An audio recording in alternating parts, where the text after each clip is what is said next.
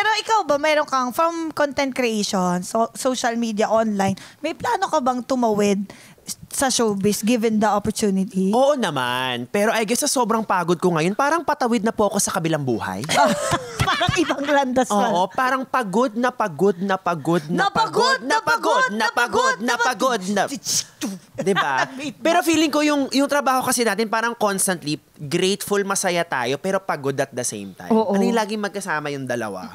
So, overstimulating siya. Pero definitely, sino ba namang hindi naghangad maging isang showbiz star, di ba? So, game pa rin naman tayo dyan. Marami akong mga gustong pangarap. Like, pwede tayong gumawa naman. Yeah, gawa tayong bago. Gusto ko maging game show host. Ayan ang saya niya. Diba? Gawa ng online. Diba? Gawa tayo. Pero gusto ko may Uy, twist. gawin mo na. Diba? Yung gusto ko gumawa ako, bet on your Nepo baby.